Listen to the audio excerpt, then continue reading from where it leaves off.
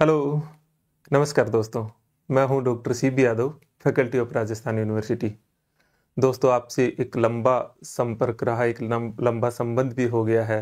Assistant professor के interview के संदर्भ में अलग अलग तरह से अलग अलग पहलुओं पर प्रकाश डाला, आपसे एक संबंध भी बना है। और इसी में जो आपसे कुछ सीखता हूँ, आपको ऑब्जर्व करता हूँ, और उस ऑब्जर्वेशन के पश्चात जो मेरा अपना एक चिंतन होता है वो आप लोगों से साझा करता रहा हूँ अलग अलग डायमेंशन पर। और इसी तरह से आज जो मैं जिस डायमेंशन पर चर्चा करूँगा वो मैंने अभी जो आपके असिस्टेंट प्रोफेसर के जो विशेषकर मॉक इंटरव्यू ले रहे हैं हम लोग, केवल मेरे प्रोग्राम के साथ साथ, चूँकि मुझे इस संबंध में और भी बहुत सारे संस्थाओं द्वारा और बहुत सारे प्रोग्राम्स में बुलाते हैं, वहाँ भी मैं आप लोगों को ऑब्जर्व कर रहा हूँ। तो कुछ ऐसी चीज़ें जो मुझे लगता है कि आप अपनी तैयारी में बहुत ब्लंडर मिस्टेक्स कर रहे हैं, जो मुझे मेरे दृष्टिकोण से, हो सकता है वो आपके दृष्टिकोण से सही हो, उनको मुझे लगा कि मैं आपसे फिर एक बार इस यूट्यूब चैनल के मंच पर आपसे साझा करूं।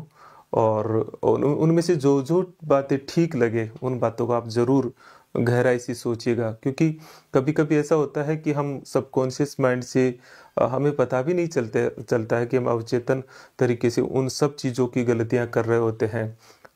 हम देखा देखी में लीक पीट रहे होते हैं, और हम गहराई से नहीं सोचते हैं।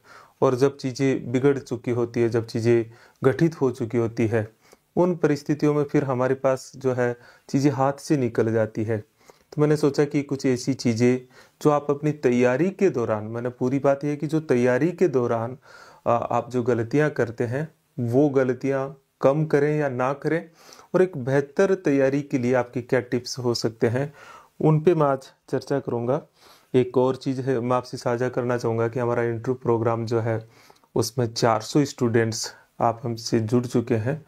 तो आप सबको बधाई कि एक एक पूरे देश भर से अलग अलग राज्य से जुड़े हैं। तो ये भी एक बहुत बड़ी बात है कि हमारे पास कोई बहुत बड़ा इंफ्रास्ट्रक्चर नहीं है, लेकिन उन सब के बावजूद भी आप सब लोगों ने जुड़े, आपने मिलने का अवसर दिया, तो आप सबको शुक्रिया। चलिए, मैं बिना समय गवाए आज उन पहलुओं पे चर्चा करता हूँ। तो मैंने नाम दिया कि कुछ इम्पोर्टेंट टिप्स जो आपकी तैयारी में हो सकती है। टिप्स जैसी कुछ नहीं है, जो मैंने ऑब्जर्व किया है वो मैं आपको बताता हूँ। जो मैंने ऑब्जर्व किया वो, एक तो ये ऑब्जर्व किया, माई ऑब्जर्वेशन जो है वो क्या है, वो मैं थोड़ा सा आपसे साझा करता हूँ कि मैंने क्या देखा। मित्रों, मैंने ऑब्जर्व किया कि आपके विशेषकर जो मैंने आपका मॉक इंटरव्यू के प्रोग्राम्स है उसमें मैंने जो ऑब्जर्व किया वो बहुत ही थोड़ा मुझे चिंताजनक लगा। एक तो यह है कि बहुत सारे स्टूडेंट्स जो, मैं अलग अलग जगह जाता हूँ तो वहाँ मुझे मॉक इंटरव्यू के दौरान मिलते हैं, मतलब वो हर जगह जगह मॉक इंटरव्यू दे रहे होते हैं। अच्छा, चलो कोई बात नहीं, वो एक आपकी तैयारी में आपने इस तरह से कि बार बार मॉक इंटरव्यू देने से आपकी तैयारी बेहतर हो सकती है, आपकी ऐसी समझ हो सकती है। लेकिन दिक्कत क्या है कि ज़्यादातर जगह मैंने देखा कि आप बिना तैयारी के, कि एक उसी को तैयारी मान बैठे हो मॉक को देनी, तो वो जो गलतियां, जो बार बार गलतियां करते हो, वो मुझे हर जगह उनमें गलतियां दिखाई देती है, वो कोई सुधार तो दिखाई नहीं देता। ऐसे लगता है जैसे आप लीक पीट रहे हो कोई तैयारी के नाम पे, कि एक लीक पीटना जैसा मुझे स्टूडेंट्स का ज़्यादा नज़र नज़र आया। हो सकता है मैं गलत हूँ, लेकिन मुझे जो महसूस हुआ वो मैं आपसे साझा कर रहा हूँ। जैसे मैंने कहा कि वो कई जगह देते हैं, एक ऐसा भी मैंने महसूस किया कि मॉक को वो एक फॉर्मेलिटीज के तौर पर देखते हैं। आप सोचिए, तीन बड़े बड़े सीनियर प्रोफेसर, तीन बड़े मतलब दो तीन लोग आपके लिए बैठते हैं, कितने स्टाफ आपकी व्यवस्था करते हैं, और वो स्टूडेंट्स बेसिकली बिना ड्रेस के ऐसे ही चल के आते हैं, चलो ये भी दे देते हैं। और जहाँ कहीं हम लोग कई जगह ऐसे भी चलाते हैं जहाँ बिल्कुल निःशुल्क प्रोग्राम्स होते हैं, वहाँ तो जैसे स्टूडेंट गंभीर ही नहीं होता, सीरियस ही नहीं होता, तो फिर उसको फायदे की जगह मुझे लगता है कि बहुत नुकसान ही होता होगा इसी जगह, क्योंकि कोई उचित ड्रेस नहीं है, बैठ अंदर एंट्री से लेके बैठने में ऐसे लगता है जैसे वो मॉक इंटरव्यू देख के आके जैसे उन पे एहसान कर रहे हो। ये मुझे महसूस हुआ, मुझे काफ़ी इस बात का दुख भी हुआ कि ऐसी ऐसी चीज़ें आप लोग जो असिस्टेंट प्रोफेसर बन रहे हैं या बनने की सोच रहे हैं उनमें ये प्रवृत्ति है। तो एक एक कई बार दुखद स्थिति भी होती है। वो जो कमियां जो एक एक जैसे एक जगह देखा, दूसरी जगह, तीसरी बार देखा, तो वो कमियां तो बार बार आपके भीतर आ रही है, बल्कि कभी कभी तो मैं ऐसा महसूस करता हूँ कि केवल कमी ही नहीं आ रही है, एक कमी को दूर करने में तीन कमियां और मतलब तीन नई आर्टिफिशियलिटी, ओवर कॉन्शियसनेस हो जाते हैं कई स्टूडेंट तो, कि पिछली बार मुझे ये फीडबैक दे दिया था, अब उस फीडबैक को दूर करने में तीन और बुराइयों को अपने साथ में जोड़ लेते हैं। तो ये सारी चीज़ें मैंने देखा है, आप लोगों में महसूस किया है। कुछ ऐसी भी चीज़ें हैं जो मैं देख रहा था कि जो सभी के भीतर कॉमनली बहुत पुअर है। उसमें एक चीज़ है, वो है बोर्ड टीचिंग। मित्रों, असिस्टेंट प्रोफेसर में टीचिंग एप्टीट्यूड, टीचिंग स्किल बहुत मायने रखती है और इंटरव्यू के आखिरी पड़ाव पे आती है, मतलब अंतिम प्रभाव छोड़ती है। और मैंने देखा है कि मैंने महसूस किया कि बोर्ड टीचिंग है दोस्तों, वो बहुत बहुत पुअर है। इससे जैसे आपने इसके साइंस को डेवलप ही नहीं किया हो, या इस पे काम करना जैसे होता है ना कि मुझे 2 मिनट निकाल के आना है, तो ये वाली स्थिति होती है। और जब स्टूडेंट को टॉपिक हमारी तरफ से दे देते हैं, जैसे पीएससीज भी देती है बहुत बार, तब तो स्थिति और भी बुरी हो जाती है। वो कहता नहीं, मैं तो बस एक ही टॉपिक या 2 ही टॉपिक तैयार करके आऊँ, उसके अलावा मुझे मत दे दीजिएगा। तो ये वाली स्थितियाँ देखी है। एक ये बहुत इम्पोर्टेंट चीज़ है, जो आपका स्वाभाविक नेचुरलिटी है, जो आपका स्वाभाविक व्यवहार है। बार बार पता नहीं आप कहाँ यूट्यूब पे से सुनते होंगे या कहीं से गाइडेंस लेते होंगे, या बार बार मॉक इंटरव्यू देने से ये जो नेचुरलिटी है वो आपकी आंखों से गायब हो जाती है। और कभी कभी हमें झुंझलाहट भी आती है इस चीज़ को। आपका जो सच्चाई है, मतलब आपकी आपकी जो जबान जो बोल रही है और आपकी आंखें और आपका जो फेस जो बोल रहा है, जो जो अभिव्यक्त कर रहा है, उसमें बहुत बड़ा गैप दिखाई देता है। आपको लगता है कि ये जो शब्द आप बोलते हो, इन शब्दों को कोई सुनता होगा या ये कोई मायना रखता है? दोस्तों, इम्पोर्टेंट बात जो मायना रखती है वो है कि आपकी आंखें क्या बोल रही है, आपके बॉडी लैंग्वेज क्या बोल रही है, उसमें कितनी ईमानदारी है। वहाँ तो छोड़िए, मैं आपसे जब ये बिल्कुल एक डिजिटल प्लेटफॉर्म पर बात कर रहा हूँ, आपको भी मेरी बातों में तब तक विश्वास नहीं हो सकता जब तक मेरी आंखें और मेरे शब्दों का जो भाव है वो एक नहीं होगा। तो आप है ना, पता नहीं, बहुत सारी चीज़ें सुन के जो आर्टिफिशियलिटी डेवलप की है अपने भीतर, जो मैंने अधिकांशतः विद्यार्थियों में इस तैयारी के दौरान देखा है, वो तो बड़ी आपकी तैयारी नहीं करते तो ज़्यादा बेहतर रहता है इससे बढ़िया तो, क्योंकि आपने अपनी मौलिकता को खो दिया है। एक जो सभी में कमियां देखता हूँ वो ये कमियां है लिटरेचर की। मतलब आप सोचिएगा कि 5 किताबें पूछ लेते हैं तो जान निकल जाती है, पता ही नहीं है। अच्छा, कभी कभी बुक्स का नाम भी बोलते हैं तो स्टूडेंट्स ऐसे बोलते हैं, अच्छा वो मलिक मलिक है, अच्छा वो शर्मा शर्मा है। आप सोचिएगा कि एक विद्यार्थी जो एकेडमिक फील्ड में आना चाहता है और किसी वो मुझसे पूछे या कोई इंटरव्यू बोर्ड उससे कहे कि बताइए आपका पसंदीदा पेपर कौन सा है, और वो कहे कि मेरा पसंदीदा पेपर एक्स वाई या जेड कोई सा भी एक पेपर बताता है, और पलट करके हम ये पूछते हैं चलिए बताइए बेटा 3 पुस्तकों का नाम बता दीजिए इसमें, और वो उसमें फिर इधर बगले झांकने लगे। तो आप खुद सोचिए, नहीं किसी और से नहीं, खुद से सवाल कीजिए, आपको क्या एकेडमिक फील्ड में जाना चाहिए और क्या आपको एकेडमिक फील्ड में चुना जाना चाहिए? तो ये सवाल गंभीर है, इस पे भी विचार करना। लेकिन ये बहुत मुझे अधिकांश विद्यार्थियों, विशेषकर मेरे विद्यार्थियों के मॉक इंटरव्यू से पहले तो मैं कई स्टेप से गुजारता हूँ, लेकिन मैं दूसरी जगह जाता हूँ तो जैसे ये तो ब्लंडर है, तो ये चीज़ देखता हूँ। एक एक एक जो मेजर कमी है वो है कि आपको फैक्चुअल चीज़ें बहुत अच्छे से पता है, क्योंकि आप नोट्स पढ़ते हो या यूट्यूब से देखते हो, आप बुक्स रीडिंग, आपकी हैबिट कमज़ोर हो गई। और इसका परिणाम क्या है कि आपके कंसेप्चुअल क्वेश्चंस होते हैं, उनमें कोई क्लियर आंसर नहीं आता। और कंसेप्चुअल क्वेश्चन में भी अगर कंपैरिजन आ गया, मतलब तुलना करवा ली, तब तो और भी बुरा हाल होता है।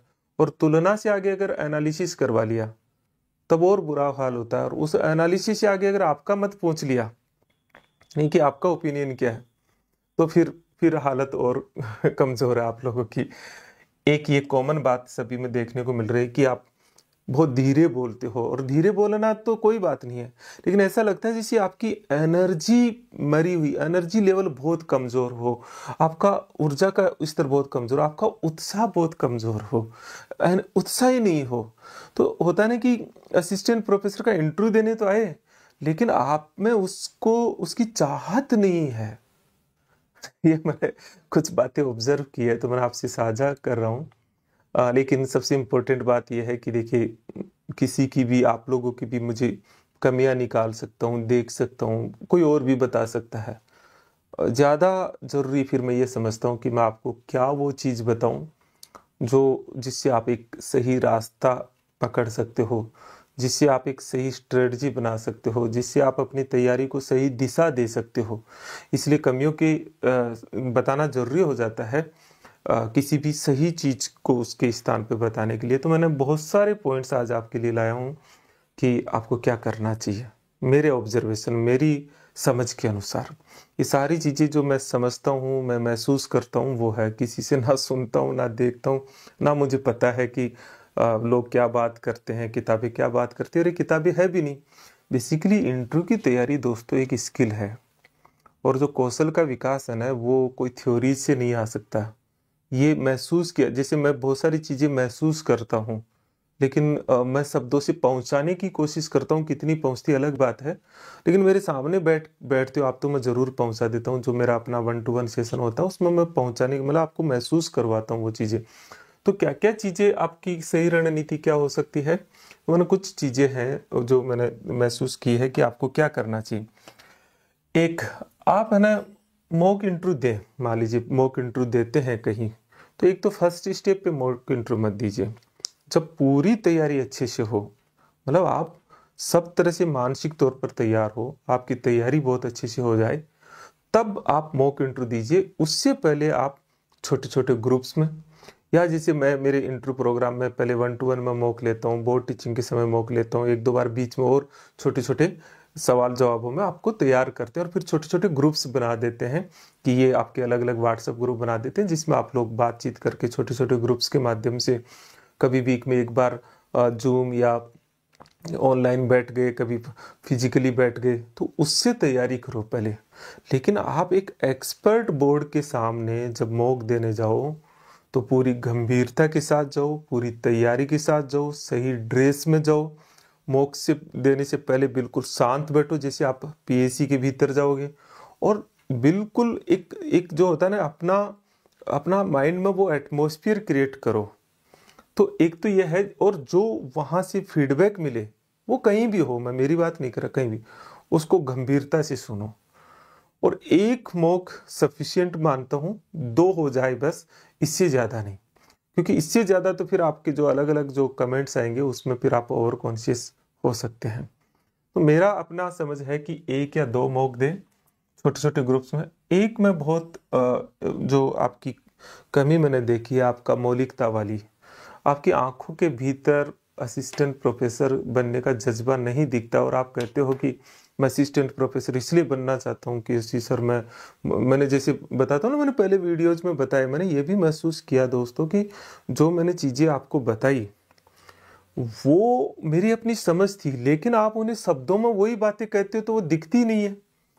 जैसे मैं ये कहूँ कि मैं एक एकेडमिक फील्ड में इसलिए हूँ, तो उस समय मेरी आंखें भी बोल रही होती, मेरे हाव भाव भी बोल रहे होते, क्योंकि मैंने सिविल सर्विसेज को छोड़ के एकेडमिक फील्ड को अपनाया। तो एकेडमिक फील्ड के प्रति मेरा एक स्वाभाविक रुझान, मेरा एक प्यार है, तो वो चीज़ दिखती है। लेकिन वो जो शब्द मैंने अलग अलग डायमेंशन पिछले कई वीडियोज में बताए, उन्हें जब आप बोलते हो तो उनमें वो सच्चाई नजर नहीं आती, उन आंखों में आपकी वो बातें नहीं बोल रही होती है। तो मेरी एक सलाह है आपसे कि आप असिस्टेंट प्रोफेसर का इंटरव्यू दे रहे हैं ना, तो आप फिर असिस्टेंट प्रोफेसर और साथ साथ एकेडमिक फील्ड, मतलब एकेडमिक करियर से प्यार करो।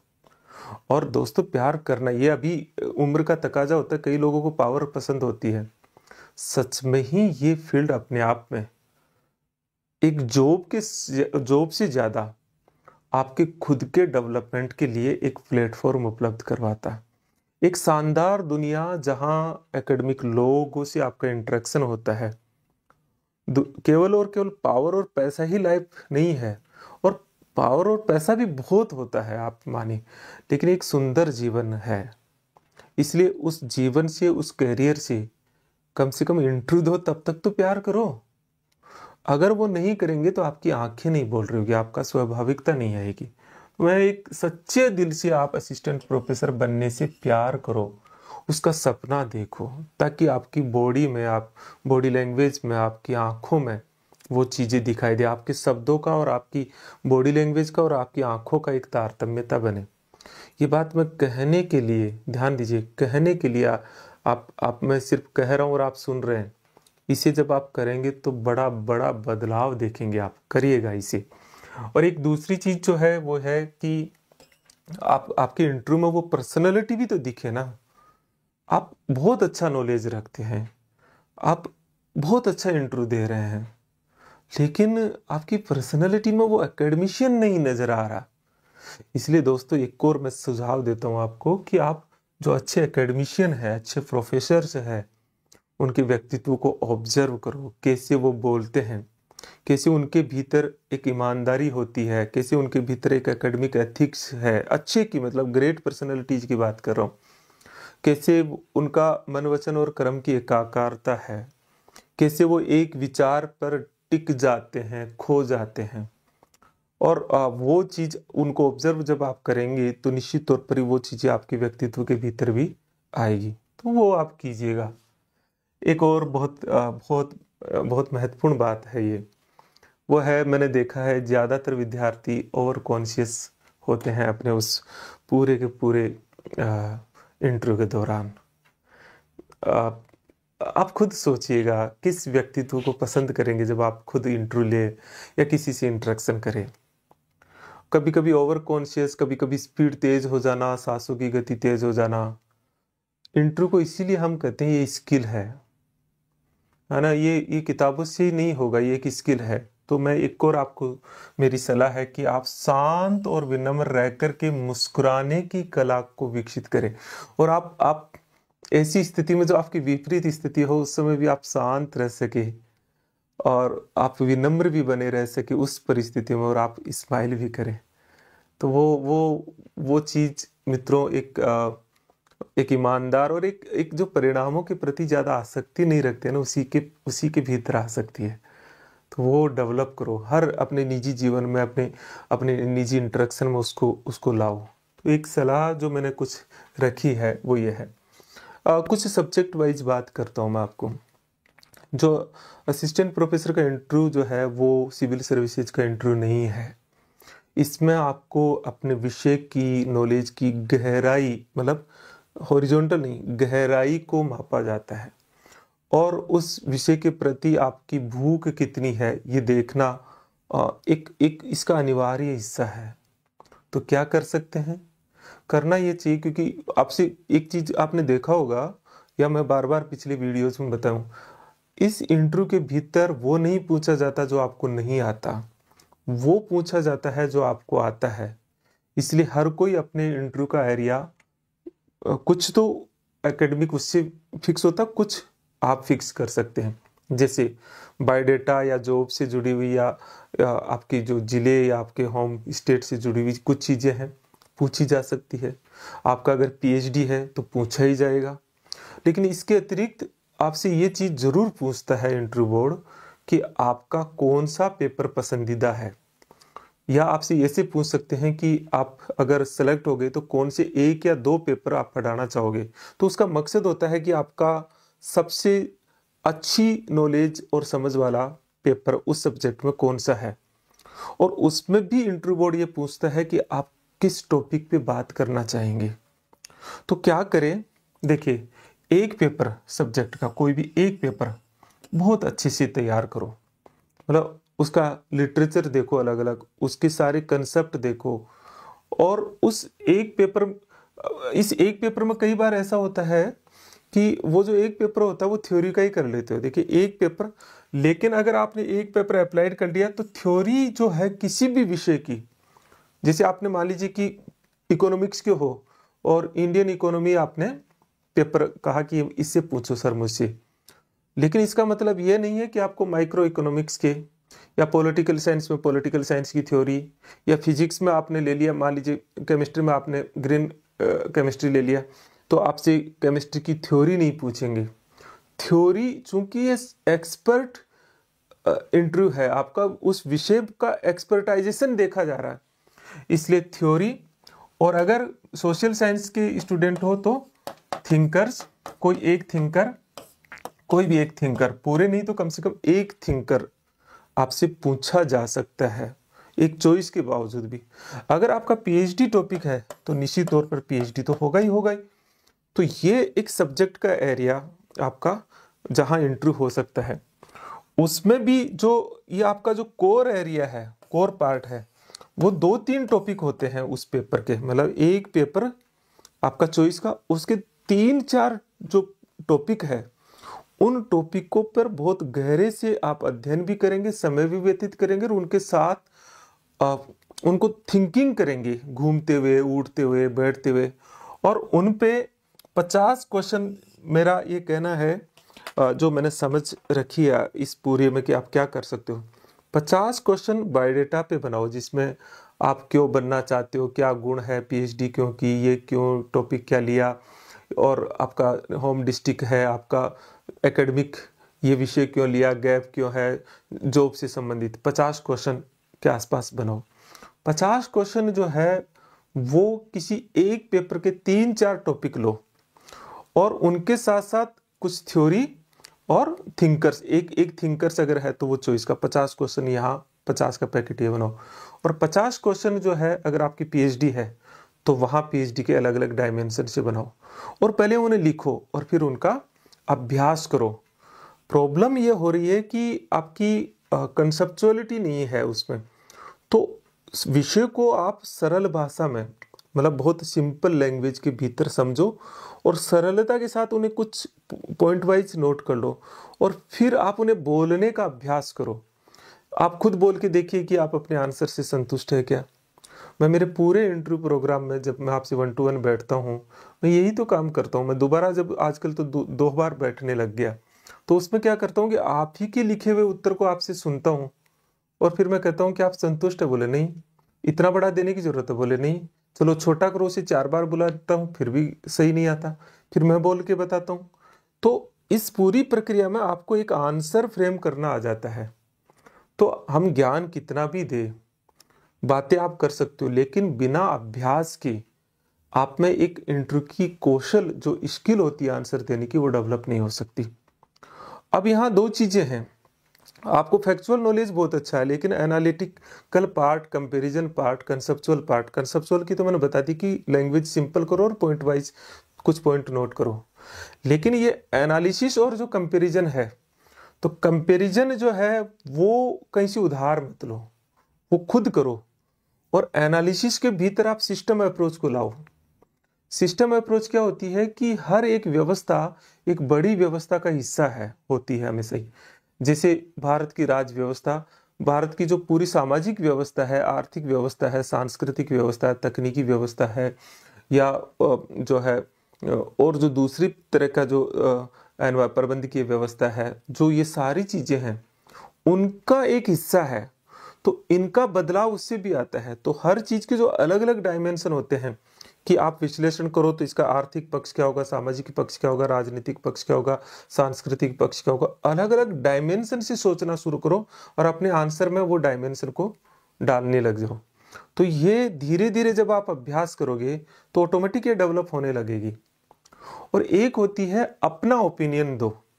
तो अपना ओपिनियन दो तो किसी और का नहीं मांग रहे, आपको अपना ओपिनियन बताना है। ये नहीं कि फला ने ये कहा।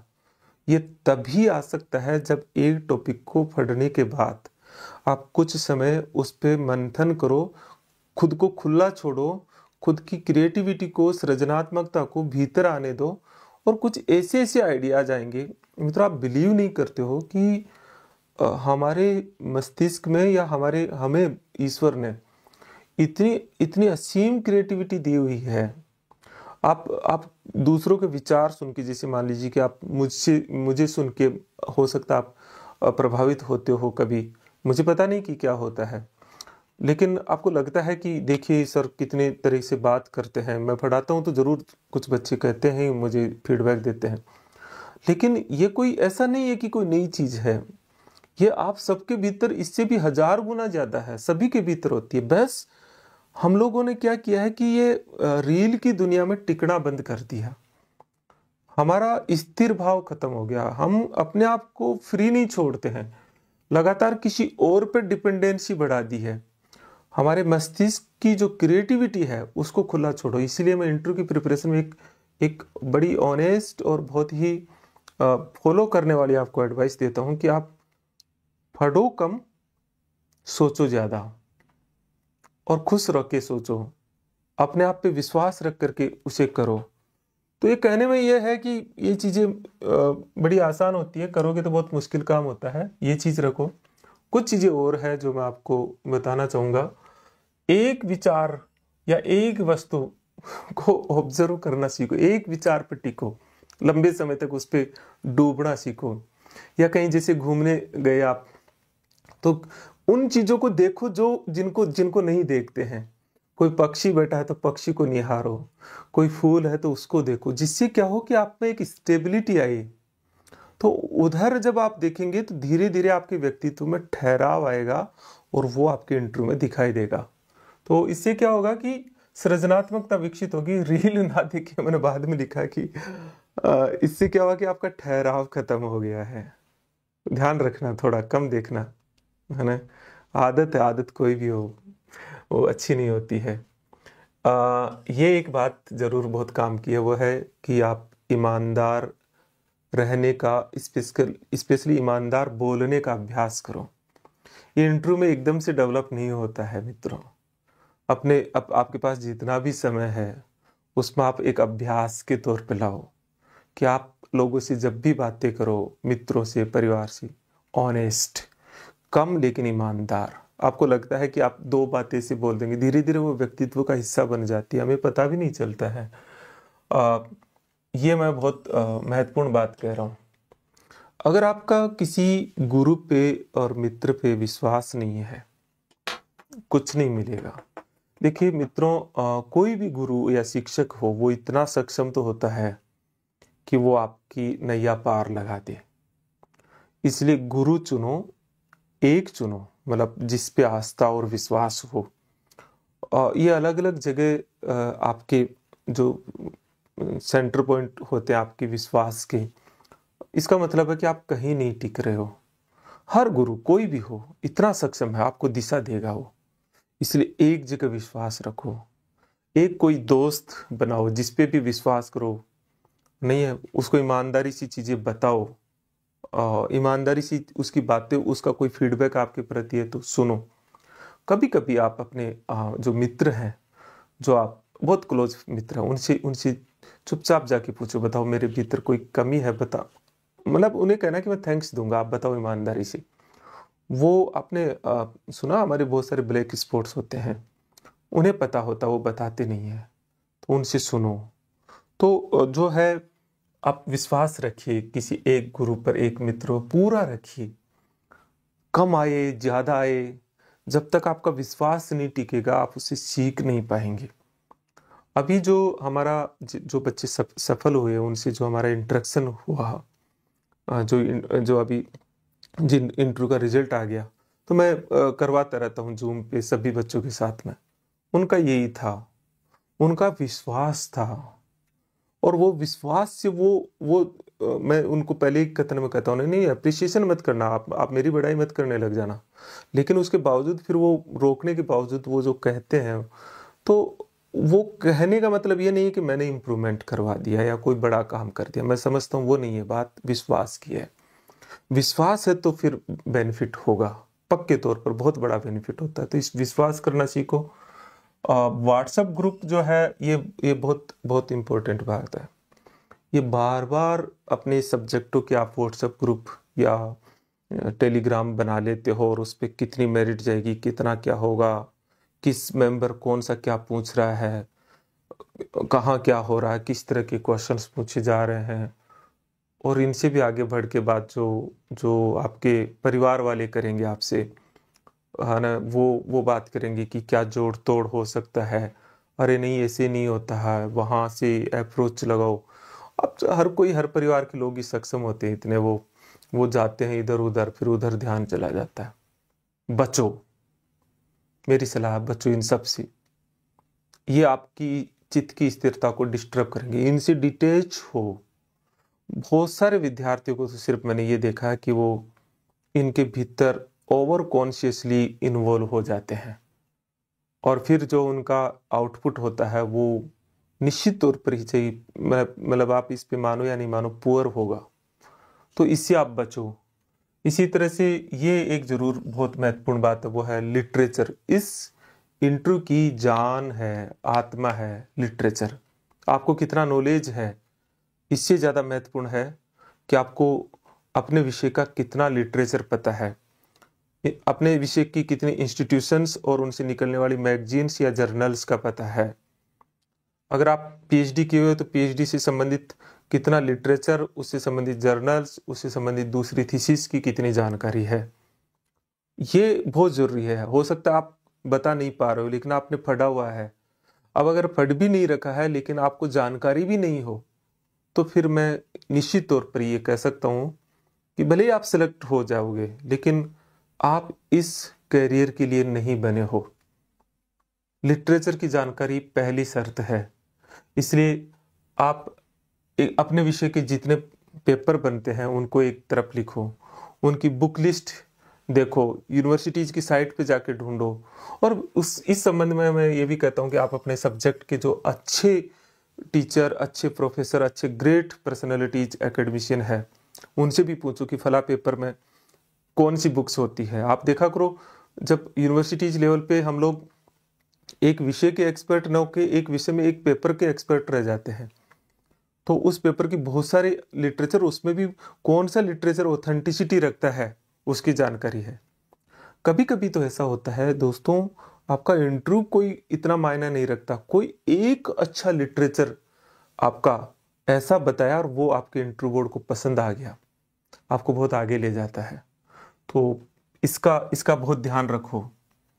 एक चीज और मैं आपको बताना चाहूंगा, वो है कि बहुत सारे समय इंटरव्यू में ऐसा आता है जब आप एक द्वंद्व की स्थिति में, आप एक कॉन्फ्लिक्ट में फंस जाते हो, डिलेमा में फंस जाते हो, और उस समय निकलने का कोई तरीका नहीं होता, क्योंकि आपके आंसर के भीतर से ही तो दूसरा क्वेश्चन आता है। तो इंटरव्यू बोर्ड हमेशा आपके आंसर के मिस्टेक से पकड़ता है, और ऐसे आपने कोई ओपिनियन दिया, उसमें से एक चीज पकड़ के फिर आपको ऐसी स्थिति में ला देता है जहां आप गलत साबित होते हो, या आपको सॉरी कहना पड़ता है। या क्योंकि ओपिनियन में सॉरी कहना, फैक्ट में तो सॉरी कह सकते हो, लेकिन ओपिनियन में सॉरी कहना, एनालिसिस में सॉरी कहना, या पहले गलत बोलना और फिर उसको कहना कि मैं गलत था, तो ये एक स्थिति अच्छी नहीं रहती इंटरव्यू में।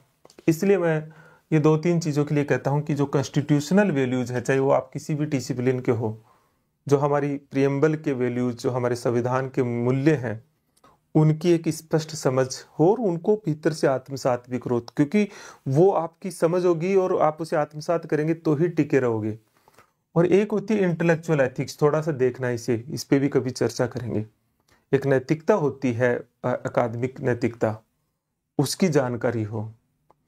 अकादमिक नैतिकता का एक पैरामीटर ये भी होता है कि आप निडर होकर के किसी की आलोचनात्मक पक्ष बोल रहे तो बोलेंगे। ये सिविल सर्विसेज से बिल्कुल अलग है। सिविल सर्विसेज में हम पॉलिसीज की आलोचना करें तो ऐसा लगता है कि नहीं हम नहीं कर सकते, लेकिन एकेडमिक चीज़ों के भीतर ये चीज़ की एक एथिक्स है। मुझे लगता है कि इस पॉलिसी का ये लूपहोल है, कमजोरी है, तो बताना चाहिए। तो ये तभी बता पाओगे जब आपको एक इंटेलेक्चुअल एथिक्स की जानकारी होगी, और उसको अच्छे से फिर विश्लेषण का मैंने बताया था, सिस्टम अप्रोच रखेंगे। बोर्ड टीचिंग पे मैं अलग से भी बताता हूँ, यहाँ तो बस सिर्फ मैं इतना कहूँगा, बोर्ड टीचिंग को गंभीरता से लीजिए, सीरियसली लीजिए। एक अच्छे टीचर को पढ़ाते हुए देखिए। आपका बोर्ड टीचिंग में जो सबसे कमजोर पक्ष होता है वो आपका आई कांटेक्ट रहता है। तो आप एक अच्छे टीचर, अभ्यास के साथ साथ खुद के भीतर कॉन्फिडेंस भी डेवलप करें, तो आएगा तो अभ्यास से ही, लेकिन फिर भी आप इसे सीरियस नहीं ले रहे हो। और ये केवल अभ्यास से नहीं, इसके लिए रुचि होना, क्योंकि ये स्किल है। इंटरेस्ट लो टीचिंग में, आप उसमें क्रिएटिविटी लाओ, और अच्छे टीचर्स को ऑब्जर्व करो। ये चीज आप जरूर करें। एक ऐसी चीज जो कभी भी हम फीडबैक देते हुए भी बड़ा हेजिटेशन रखते हैं, लेकिन एक सच्चाई है जो मैं आपको जरूर साझा करना चाहूँगा, वो ये है कि आपकी गुड फिजिकल अपीयरेंस और एनर्जी लेवल मायना रखता है। हम जब साक्षात्कार लेते हैं बहुत सारे विद्यार्थियों के, मतलब हम उन्हें जब देखते हैं बैठे हुए बोर्ड टीचिंग पे, ओबेसिटी के शिकार हैं, डलनेस है, आप कहें कि क्या इनका मायना होता है नहीं होता, मतलब ये एक सब्जेक्टिविटी होती है, लेकिन निश्चित तौर पर मैं कह सकता हूँ बहुत फर्क पड़ता है। एक अच्छी पर्सनालिटी, अच्छी फिटनेस, एक अच्छा एनर्जी लेवल मायना रखता है। ये बात मैं विशेषकर उन विद्यार्थियों से कह रहा हूँ जिनके ओबेसिटी है। थोड़ा व्यायाम करें, मेडिटेशन करें, खान पान बिल्कुल अच्छा रखें। ये चीज़ें जब अच्छी होगी तो आपकी अच्छी पर्सनालिटी निखर के सामने आएगी। तो ये कोई कहता नहीं है, लेकिन ये महसूस करता है। तो एक अच्छा एनर्जी लेवल, एक अच्छी फिटनेस, एक अच्छी स्माइल, एक अच्छा व्यक्तित्व, नहीं एक अच्छे व्यक्तित्व की तो सारी इससे है ही।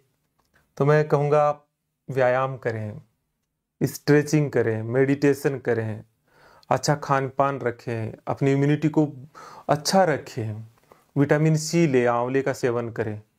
इंटरव्यू से पहले कोई बीमार, कोई ऐसी जुकाम वगैरह कोई ऐसी चीज़ें ना हो, अच्छा रखें अपने आप को, क्योंकि उस समय वो अननेसेसरी स्ट्रेस आ जाता है।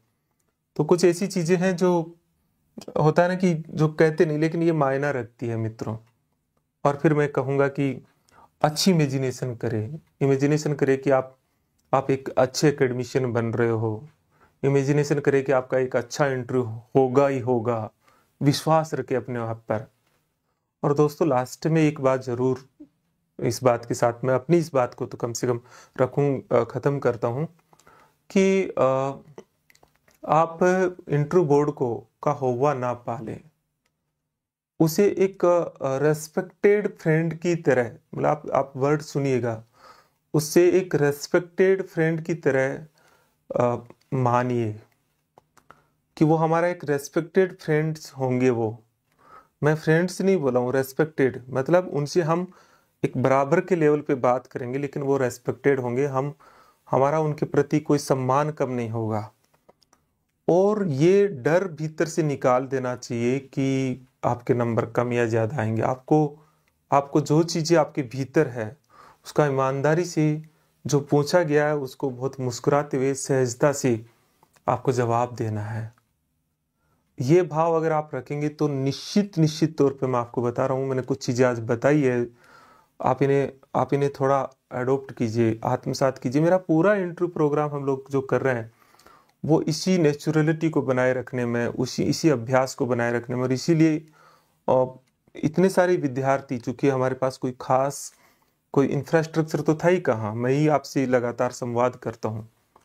तो अब तक 400 विद्यार्थियों से, उनमें से कम 100 के आसपास इंटरव्यू हो चुका है। तो एक विद्यार्थी से 4 या 5 घंटे तो मेरे व्यक्तिगत जाते हैं, तो आप 100 का तो 500 घंटे तो हो गए, पिछले 4 महीने की बात है ये तो। और अधिकांश विद्यार्थियों से 1-1, 2-2 घंटे तो मैंने कर ही लिया होगा। तो सोचिएगा 800-900 घंटे मैंने पिछले 4 महीने में आपके साथ संवाद किया है। लेकिन इस पूरी प्रक्रिया में मैंने आपसे सीखा है, बहुत कुछ सीखा है, अलग अलग विद्यार्थियों को सीखा है। विशेषकर जैसे जिनकी पीएचडी होती है तो उस पीएचडी का पहले मैं स्टडी करता हूँ नेट पे जाके, और जाके उसका पूरे डायमेंशन देखता हूँ मैं, ताकि मैं उनसे बात कर सकूँ। आपका कोर ऑफ इंटरव्यू रहता है तो मैं उसी समय देखता हूँ। कई बार तो आपसे डिस्कस करते समय मैं डीप में जाके देखता हूँ उस पार्ट को। मुझे बहुत सारे विषयों से आपने अवगत करवाया। तो हमारा जो इंटरव्यू प्रोग्राम है दोस्तों, उसके बारे में थोड़ा सा बता देता हूँ कि एक हाइब्रिड प्रोग्राम है ये, जो ऑफलाइन और ऑनलाइन दोनों का मिक्स मॉडल है।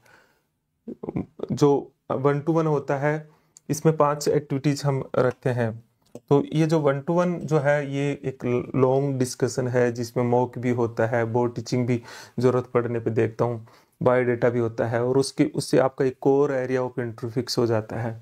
ऑनलाइन और ऑफलाइन दोनों है। ऑफलाइन जयपुर में है ये, जो आपको बाद में मैं अभी बताऊंगा कि कैसे कनेक्ट हो सकते हैं। बोर्ड टीचिंग के सेपरेट सेशन रखते हैं अलग से, 2-3 टॉपिक जब आपके अच्छे तैयार हो जाते हैं तो अलग से। और जो ऐप है सीबी कैंपस ऐप, जिस पे पूरा प्रोग्राम चल रहा है, उस पे सारे वीडियो अपलोड भी रहते हैं। इसी तरह से ओरिएंटेशन सेशन होते हैं बहुत सारे अलग अलग लोगों से। मैंने भी बहुत सारे वीडियोज ऐप पे डाल रखा है, बहुत सारे अलग अलग लोगों से हम इंटरेक्ट करवाते हैं। हमारे यहाँ एक्सपीरियंस शेयरिंग प्रोग्राम होता है, ताकि आपका ब्रेन में एक एटमोसफियर बने। हर वीक कुछ ना कुछ चलता रहता है। ये ऐप पे है बहुत सारे वीडियो और ये जूम पे चलता है। और इसी तरह से एक्सपर्ट मीट, जो ये भी मोस्टली हम जूम पे डिस्कशन ज़्यादा करते हैं इसको। किसी एक्सपर्ट से एक सब्जेक्ट पे क्या, क्योंकि सब्जेक्ट नहीं पढ़ाया जा सकता लेकिन उस पर एक डिस्कशन हो सकता है, लिटरेचर बताया जा सकता है, और फिर एक फाइनली मॉक इंटरव्यू होता है, एक मॉक इंटरव्यू होता है। तो कैसे एनरोलमेंट हो सकता है, इसके लिए सिंपल तरीका है। वो तरीका है कि गूगल प्ले स्टोर पे जाके CB कैंपस ऐप है वो डाउनलोड करें, और उस पर फिर असिस्टेंट प्रोफेसर इंटरव्यू का एक कोर्स है, उसके माध्यम से आप कनेक्ट हो जाएंगे। और उससे संबंधित कोई और जानकारी चाहिए तो फिर आप ये 7412902955 पे आप कांटेक्ट कर लीजिएगा। ठीक है, एक बार मैं देख भी लेता हूँ कहीं ये नंबर गलत तो नहीं है। तो आप इस पे संपर्क कर सकते हैं। और हाँ, नहीं ठीक है, आप मुझसे अगर आपको ज़रूरत पड़े, क्योंकि वैसे तो ज़रूरत होती नहीं है, मैं सारी चीज़ बता देता हूँ, तो फिर मैं मेरे नंबर, मैं ऐसा नहीं हूँ कि कोई ऐसा मैं मेरा नंबर नहीं देता, मैं देता हूँ आपको 9887898181। लेकिन आप टेक्स्ट मैसेज कर दीजिए, मैं खुद आपको बताता हूँ कि इस समय मैं फ्री रहूँगा। कॉल तो शायद आप नहीं कर रहे हैं और नहीं करेंगे सीधे। तो ये कुछ चीज़ें मैंने आज डिस्कस की है। बहुत सारी प्रीवियस वीडियो में अलग अलग डायमेंशन बताए हैं, NEP पे बताया, बोर्ड टीचिंग पे है, बहुत सारे डायमेंशन बताए हैं। और मेरी ऐप पे तो मैंने बहुत अलग अलग चीज़ों पे बताता ही हूँ। तो निश्चित तौर पर ही मुझे विश्वास है कि आज जो मैंने कुछ चीज़ें बताई और बड़ी गंभीरता के साथ में मैंने ये बताने की हिम्मत भी की है आज, तो आपको ये आप इन्हें थोड़ा सीरियसली लीजिए और इनका ध्यान रखिए कि आप लीक ना पीटें, आप कोई भेड़चाल ना करें, अपना एरिया ऑफ इंटरव्यू को तय करें, उन पे सवाल बनाएं, और आपके व्यक्तित्व के भीतर एक बेहतरीन एकेडमिशियन, एक ईमानदार एकेडमिशियन, वो कैसे आपकी पर्सनैलिटी के भीतर आए, वो उत्साह उसके प्रति एक प्रेम, उसके प्रति समर्पण, वो जज्बा, वो आपकी आंखों में दिखे, आपके शब्दों का और आपकी आंखों का और आपकी बॉडी लैंग्वेज का तालमेल हो। तो मुझे पूरा विश्वास है कि ये जो आज मैंने आपको कुछ बातें बताई है वो आपको मदद करेगी।